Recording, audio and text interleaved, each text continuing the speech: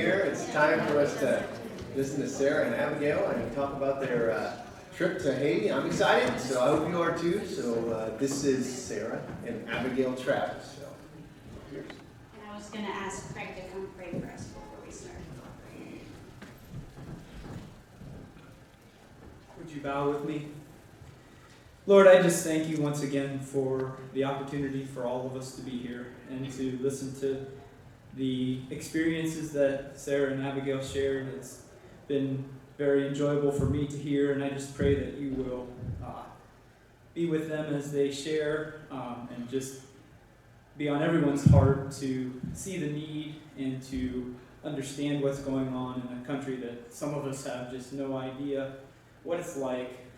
Just pray that, again, you'll be with their time, and thank you so much for the opportunity for us to hear it. And just in Jesus' name I pray. Amen. Well, first of all, I would like to thank everybody here for the prayers, some of the money support, buying the vanilla, all of that. It meant so much to us knowing that we had everybody back home praying for us, thinking about us as we went on this trip. We're going to do our best to describe what it was like there. If you've never been to Haiti or something like that, it's hard for us to explain what it's actually like, but we'll do our best. And we haven't practiced, so, and we're not good public speakers. So we will do our best. In this slideshow, we got together about 11:30 last night, and we're hoping it's the right one. This first picture that's up here, this is our team that went. The lady in the middle, that is Miss Benson. She was Abigail's second grade teacher. She grew up as a missionary child in Haiti. Her parents still live down there. When she went to college, she came back here to Ohio and then stayed here teaching.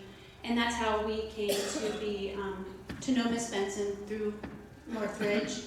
And then the guy there on the right, that is her now husband. They got married a week ago, 3 weeks after we got back from Haiti. And then Abigail and I, and then Megan was also a former student of Miss Benson. So that was our team. We were small but mighty. We got a lot accomplished that we'll show you. What did the shirt say? Something in Creole that I can't remember. Behind mountains are mountains, but in Jesus Christ we have hope. Very good, thank you. So we got up, well, we didn't get up, we didn't go to bed. We left our home at midnight and drove to Pittsburgh, and that's about the amount of sleep that I got that night. So Abigail took that lovely one of me. Keep that one a little longer. Just some pictures from our flight. We can move through these pretty fast. Craig had it done better on the PowerPoint, but we couldn't get the PowerPoint to work. So when we got there, it was about noon. So we'd been traveling for 12 hours to get to Haiti. And our first experiences was dealing with the Haitian traffic, which was terrifying. There are absolutely no traffic laws there whatsoever. And Abigail and I got to ride in the front seat, which I think was even scarier because we could see everything coming towards us. After the week was coming to an end, though, we were just kind of used to it. Just some more pictures of what it was like. It took us about an hour to get from the airport to the home where we were staying, Miss Benson's parents, Greg and Kathy. And there's just another picture of Port-au-Prince. Just keep sliding to it. So this is the road where Greg and Kathy live. Their home is, if you can see the gate right there in the middle, it's reddish, kind of on the left side of the truck there. That is where they live. They keep it gated. They've had some trouble with robberies and things like that. And the truck there, that is Fan. You'll hear me talk about Fan. He's kind of like the right-hand man. He's been working for them. He's a Haitian. He grew up in Port-au-Prince. And he's been working for them for about 20 years now.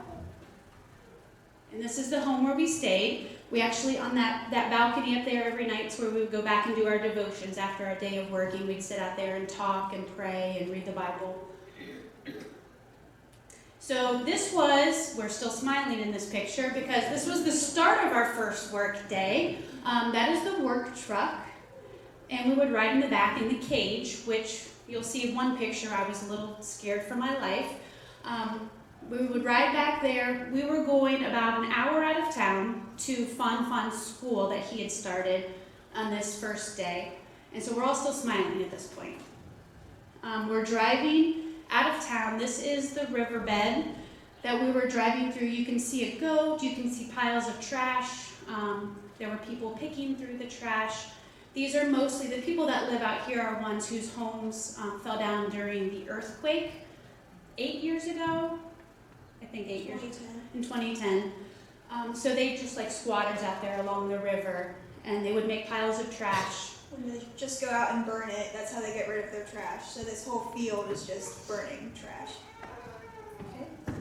So the way that we were supposed to cross the river had washed out the night before. So Greg wasn't exactly sure how we were going to get over to the other town that we were going to. So he paid this gentleman to walk through the water to show us how deep it actually was, to decide if he could take the truck through it. And he decided he could take the truck through it. And we're locked in a cage in the back. And I thought, what if we overturn? We're going to drown in here. But we made it through. We gave him about what's the equivalent of 50 cents for walking through the water. And he was extremely happy, and we were happy to be on the other side. So this is Fun School. Fun, the right-hand man, he had grown up as an orphan in Haiti. And his goal in life was when he became an adult, he wanted to make the lives of orphans better. So he has started a school. It is K through 12. He has started a church. And this is where we worked for our first day at the school. We were working on a parsonage, a pastor's home there. So this is us just getting started, getting the supplies out. That's Fun in the background with the blue shirt. And this is the pastor's house that we were working on. So they wanted to be able to have the pastor living on site. Right now, before this, it was taking him about an hour every day to get to the church. So they wanted to be able to give him a home to live. And this was considered a very large home. It had a kitchen, it had a bedroom, it had a living room, it had a porch, it had running water. And our job was kind of to do the finishing touches. I was not very good at this. This was actually my worst day of work. I was covered in varnish, and because I'm not very neat. And they actually had to pour gasoline out of the generator twice to clean me up. So this is what we were working on varnishing, and You had it in your hair the entire week. yeah, I'm pretty sure I still might have some in there a month later. It was everywhere. Just working on, they were making the cabinet doors.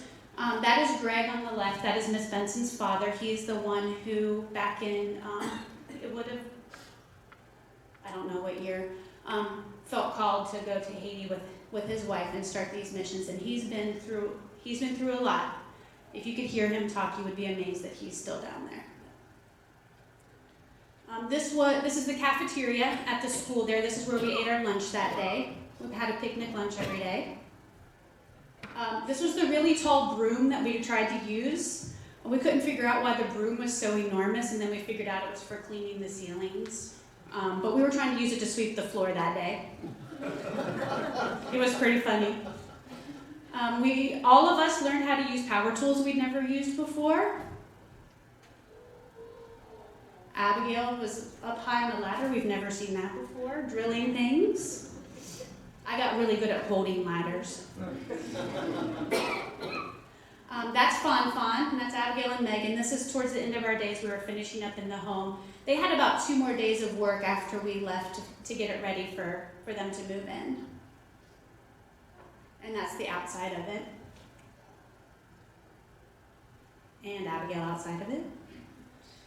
And this is just we kind of peeked in the windows. School was out for the summer, but we peeked in the windows to see what just a classroom would look like, and it actually looks a lot like what my classroom looks like here in Ohio, except not the open windows and all of that.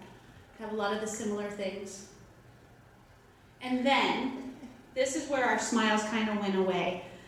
So because the river had washed out the crossing, he didn't want to go back through the river on the way home, so he decided to go through town, which was 8 miles, took us 4 hours to go 8 miles. And I have to say, those of you in the step counting challenge, I apologize. My steps were off that day because the road was so bumpy, I got an extra 6,000 steps. So, I didn't know exactly how many extra I got, so I just went with it. I figured I'd worked hard that day. And It took 4 hours because the road was like this. Again, a 2-lane road. They were trying to make 6 lanes. And if you probably can't see it very well, but that white bus up there is covered in live goats strapped down to the top of the bus that somebody is taking somewhere to do something with. And There's I one was- hanging from the bottom there too, upside down. yeah. So, and the front of that bus was covered in bananas that somebody was taking somewhere. It was very interesting. It was also a public transit bus as well, Yeah. so it served many purposes. We were just fascinated by the colorful buses. This one says, it's the love bus. And it's just a bus. And there's just more. This is why it took us 4 hours to get home. Everybody tries to go around everywhere. Yeah. And most of the time, everybody was very, very jovial, just kind of, you know, hey, how you doing? Beep, beep, nice to see ya. We only had one guy who got really mad at one point when he tried to go around us and ran into us. But we're also, Abigail got to ride up front. I was still backlocked in the cage. So this is our second day. On the second day, we were going to a different school. This one is in Port-au-Prince, right in the capital city. And they know a lady who owned this school. She was renting the building, and she wanted to add on because she wanted to be able to offer high school classes. Right now, it was only pre-K through 8th grade. And she wanted to be able to offer high school, but they didn't have enough room. So They told her she wasn't allowed to build onto the school. she wasn't allowed to build onto the school, like with concrete and any of that. So they came up with a plan. They were adding temporary classrooms on the roof, and we were building one of those classrooms on our second day. So this was us sending the supplies up to the roof of the school building. I was not very good at that either. This is the roof. So it's hard to see from this angle, but that kind of concrete ledge right there was on the other side about 15 feet down, and we were working right on the edge that day. So me being terrified of heights, I kept hanging on to her like, don't fall off. But we built I believe it was 10 by 12 classroom on the roof. So we're just gonna go through some slides showing the progress of us building it. And that's everybody leaning too close to the edge. And we just do a wooden frame, and then once the frame is built, we cover it all in tin. And this right here is the edge of the roof.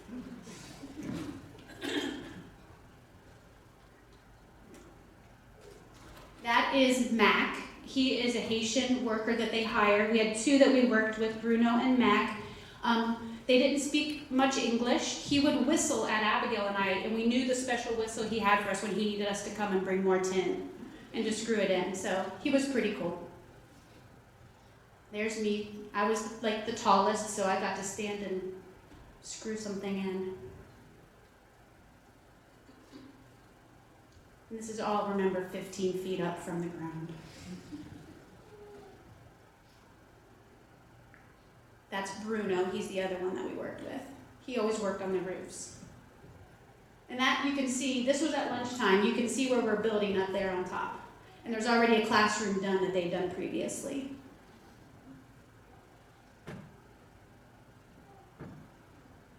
Oh. I didn't like that. So we're getting close to being done. We're covering it in tin. This was away from the edge of the roof, so I felt safer. That's what the inside of the classroom would be. High school classroom. There's windows and a door. And there he's standing on the very edge. That's Colin. He is an intern from Pennsylvania that goes down for weeks at a time to work with them. And then these were some ladies that were just right outside the wall of the school, and we just thought they were beautiful people and asked them if we could take a picture. And then the next day we got to go to church, and I was very surprised what the church was like there. It was a lot like here. They had a worship team, they had a drum set, they had a bass guitar, they had a keyboard, they had singers, they had the words on the wall. I couldn't read them, but they had them up there. They sing the songs in French, not Creole, there. And that's the only picture that I have of the church service in there. But I also, and I'm sad Kevin's not here to hear this, I'll have to tell him, but I was even amazed that the pastor put up the scriptures on the wall and illustrations of the things that he was talking about and the stories he was telling, just like here. And it was so moving and it was amazing, even though I didn't know what they were saying most of the time. But the really cool thing was during the sermon, they gave us headphones and there was a translator in the back that was saying the sermon in English. So we could hear the sermon in the Creole, but we could also hear it in English in our ear, which was nice. And it was Father's Day there in Haiti. So he was talking about fathers. Oh, I do have a video, but I don't think it'll probably work because I don't know technology.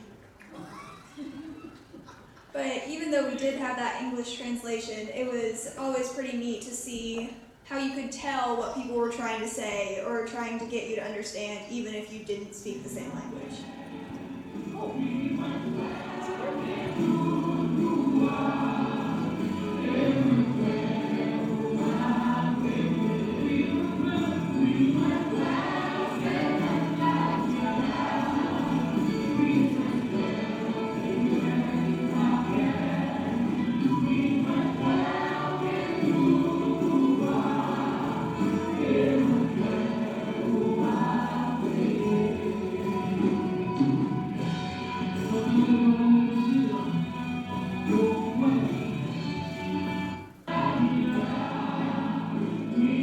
Okay, that's gonna make me cry. That was pretty powerful. So then we got to go out for fast food, which wasn't fast at all. An hour and a half. Hour and a half, or at least an hour to get our food, I think, at the fast food restaurant, but it was really good. And we're watching soccer. World Cup. I had a chance to watch the World Cup. And then that evening, we kind of just had the afternoon and evening off, so we decided to walk around the neighborhood, just kind of be together as a team, and saw lots of goats, which I was really excited about because I love goats. They made me do this trick photo where it looks like I'm petting it, but I'm not really. Looks like it. You can move on, thank you. So then our final work day ended up being our favorite day. So this day we were going to build a home for a family. And it was there in Port-au-Prince, maybe 15 minutes from where we were staying. And so this was the first time we really used a lot of construction material. So we've got the concrete blocks that we're riding in the locked cage with and all of that. This is a part of Port-au-Prince called Montreal. It's a poor area of town. And we are up, our truck is up there on the top of the hill, and the home we were going to build was way down at the bottom, but we couldn't take the truck down there. So when we pull up and we see this hill, we're like, we have to carry that all the way down there. I mean, enough to build a home and all the tools and all of that. So I was a little nervous because I'm like, okay, I'm going to be exhausted before we even start building. So you can kind of see, and there's dogs and goats and everything. So they went down before we started to make sure, because the kind of the rule for the family was you need to have the space ready for us to build or we're not going to build. So they walked down the hill first to make sure that the space was ready. And this was them coming back saying, yep, we're good to go. And this lady was the first one up. They said, we're going to have some neighborhood people come. And this lady was the first one up there, flip-flops, grabs 2 concrete blocks, sticks them on her head, and off she goes down the hill. I'm like, No whoa, problem. whoa. I don't think I could do that. We later found out that she is the owner of the home that we built. We didn't know that at the time. And she gathered all of the neighborhood, anybody who was willing to help. We didn't have to carry any supplies down the hill. The entire neighborhood came out and carried all those supplies. Before we down. could even think, really. They were just done. Yeah. This was their home they were living in. So That home is still there. They didn't tear down the home. They built next to it. They were hoping to then get enough concrete block and stuff to have 2 homes because there were 6 people living in this. This is us. We cut all the wood before we went down. They have a specific cut list, everything. You know exactly what you're cutting. So we cut all the wood. We'd set it off to the side. A Haitian would come and grab it and carry it down the hill.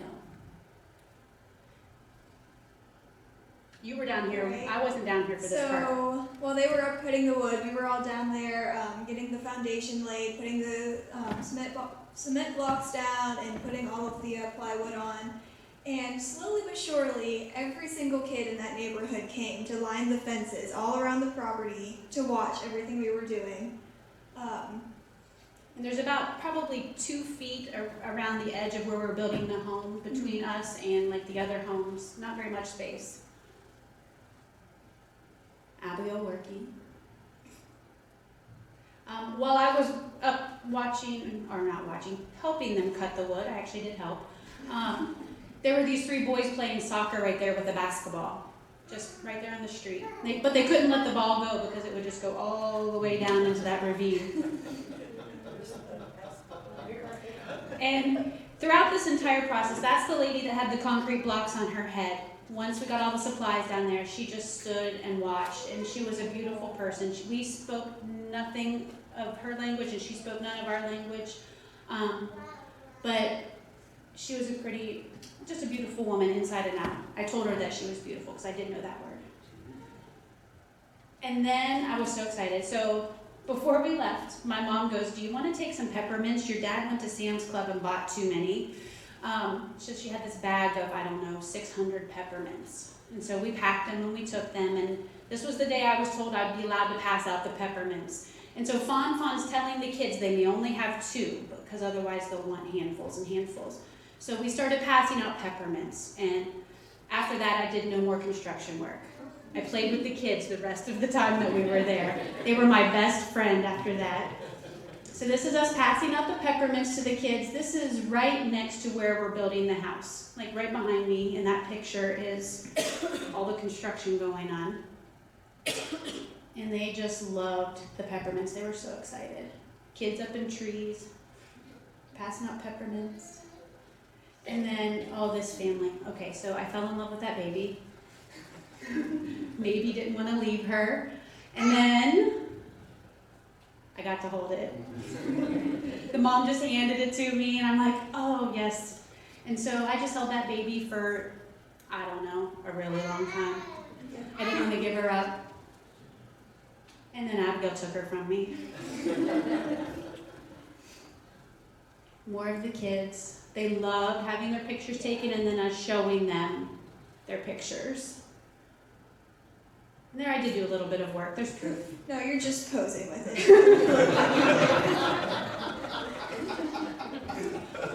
I put a few screws in the tin that day. Those were the kids that I played peekaboo with.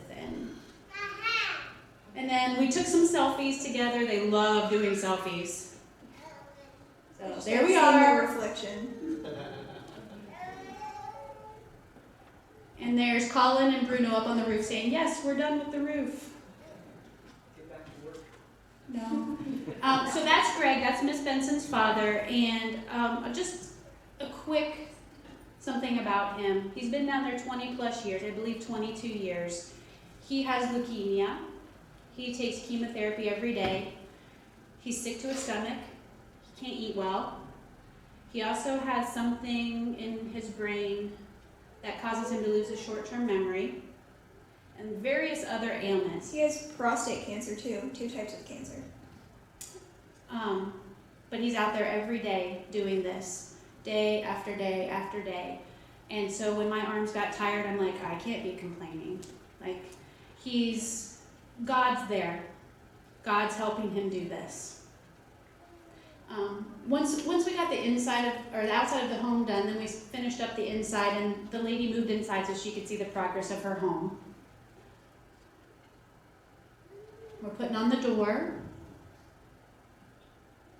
Abigail's putting in some shelves for her. And then, okay, I'm going to try to do this without crying. So this is a picture that I took, so I was on this side of all of this going on. Abigail and Miss Benson and the rest of the team were on the other side. So Miss Benson was translating for them what she could. I had really no idea what they were saying, but I kept hearing him say Papa, Papa, which means father. The gentleman in the navy blue shirt, not the one closest to us, that's Fun, but the one in the middle, he was just a neighborhood guy, and he was observing all day long as we're working, just observing, just standing and watching. And I don't even know, because I can't speak the language and understand, but they started talking about God and how he needed to accept Jesus into his heart. And they talked for, 10, 15 minutes maybe with him.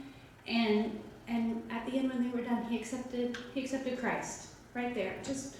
And Greg said to us later, he goes, that's why you're here. We could do this job a lot faster. We could build these homes a lot faster without you guys here. But you're here as a witness for these people, seeing Haitians and Americans working side by side. He goes, this is why you came. Not to help us build a house because you're really bad at it. No, he didn't really say that, but I was thinking that. He goes, this is why you're here, to be a witness to these people and to show them God's love just by being there and working side by side and showing them that people care. So this was the most amazing day. And I can't even really describe it. And there he is accepting Christ. And they're praying around him. After we were done with the home, she wanted to take us inside of her previous home. She wanted to show us what her life had been like so that we could compare it to what her life was going to be like now. 6 people living in this, and she said that every time it rained, everything they owned got wet. They all got wet. And this was one of the better homes in the area. Yeah. So she just wanted to show us that.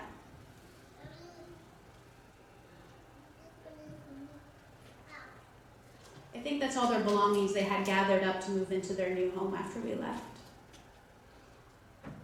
And that's her granddaughter that lives with her. Oh my word. Okay, I'm obsessed with babies, but she had never seen herself, I don't think, what she looked like. And so she loved looking at herself in Abigail's phone.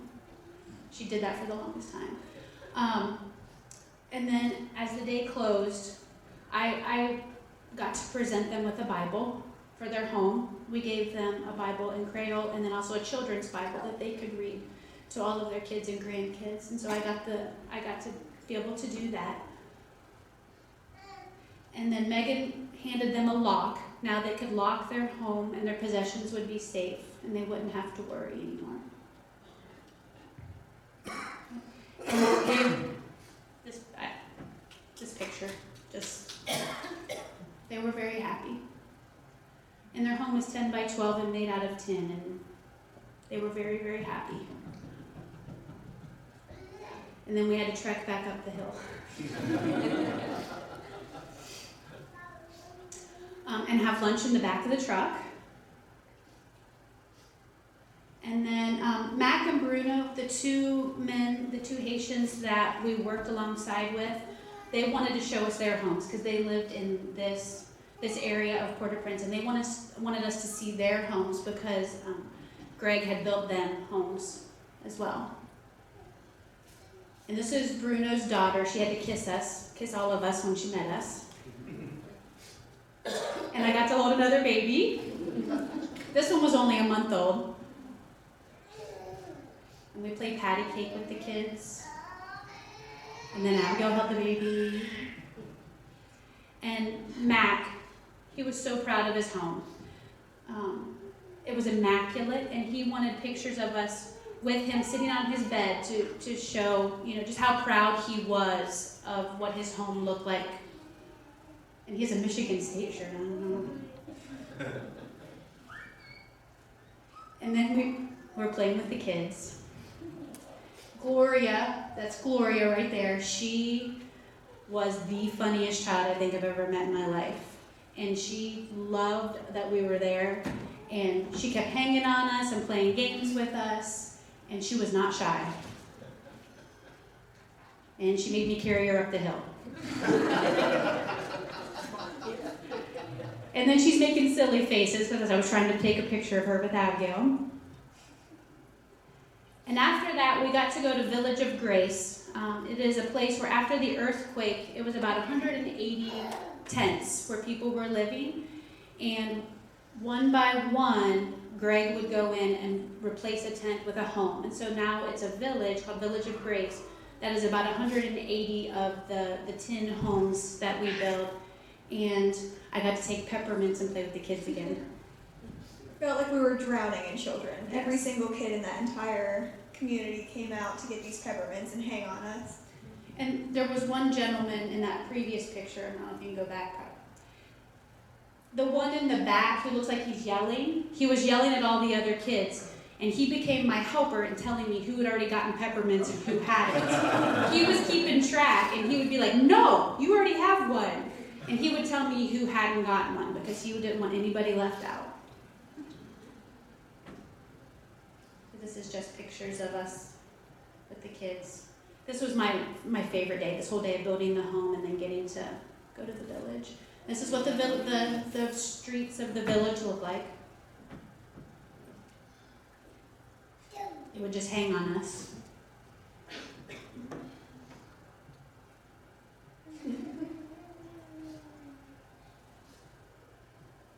And again, they all just loved seeing their reflections. I took 45 minutes straight of just photos. And they would take my phone and look at them and take pictures of themselves. And I didn't know if I was going to be coming home with my phone after that day. This is me telling her that she's already had 5 peppermints.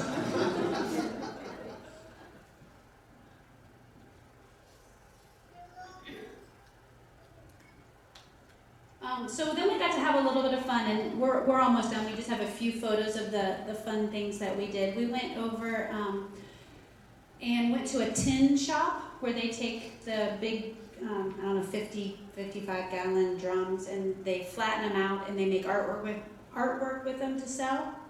So this is where we went to,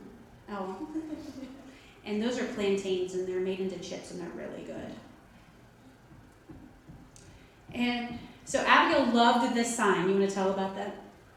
So Haiti means Haiti in Creole, and I just kept looking at this sign, thinking maybe I want that one. He's like $20, and I didn't want to buy something and then find something I liked more later.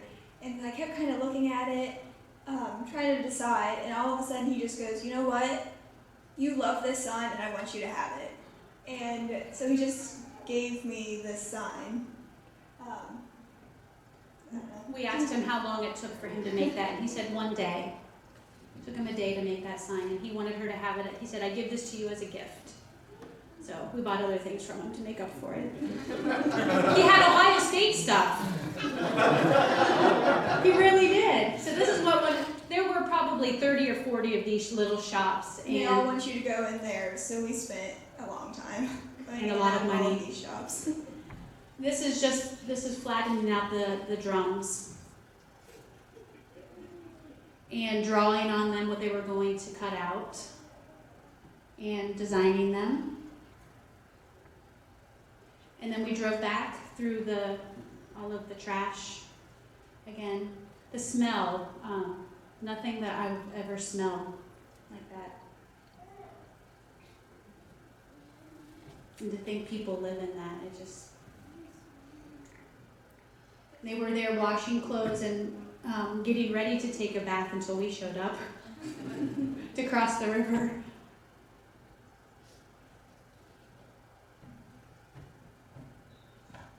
We were really tired.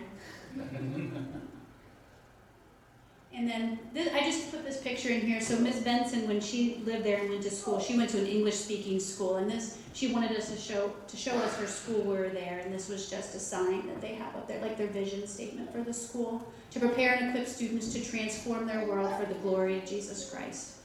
So, and then we got to go up on the mountain. and it was about 20 degrees cooler, and the air was clear and clean, and it was amazing. So that's Port-au-Prince in the background.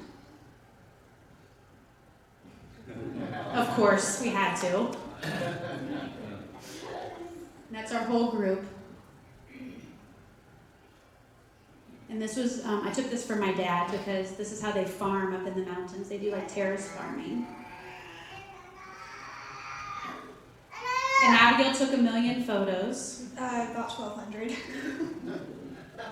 We liked that snail. And then there's our team again. Like we had an amazing trip.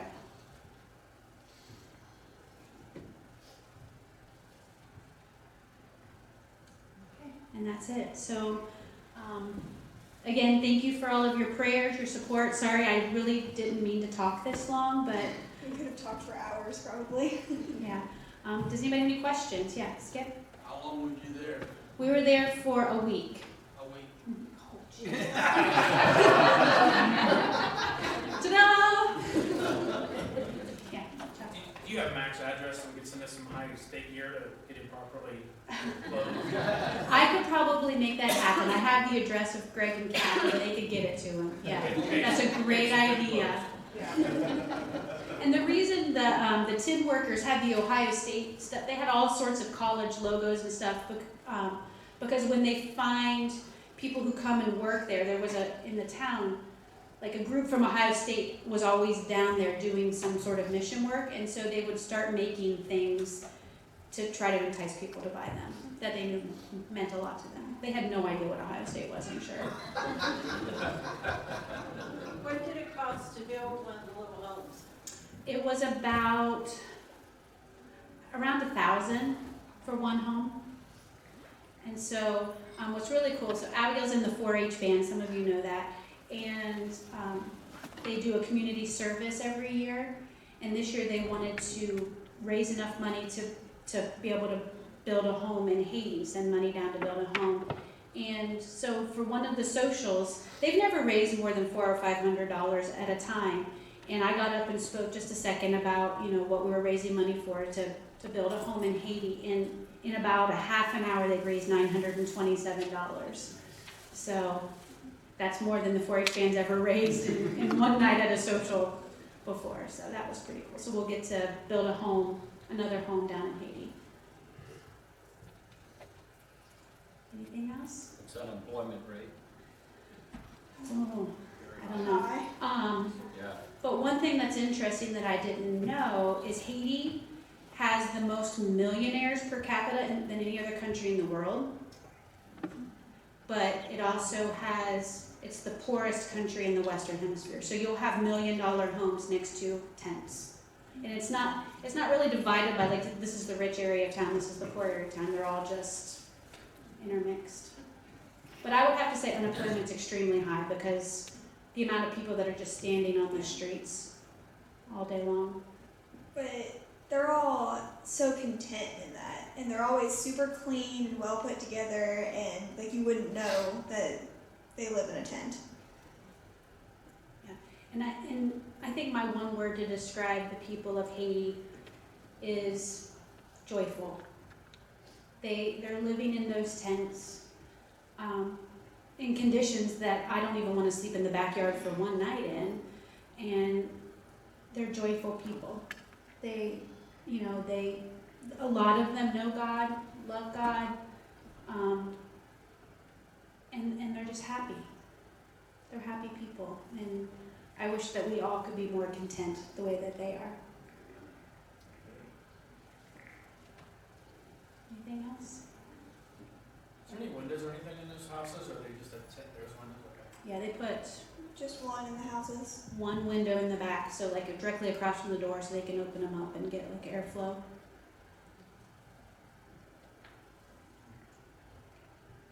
Anything else? Again, thank you for your support. Thank you for your prayers. It means the world to us. This was the day I got home. I was ready to turn around and go back. And I hope to make that happen sooner than later, and hope that all of you can have an experience like that. Thank you very much.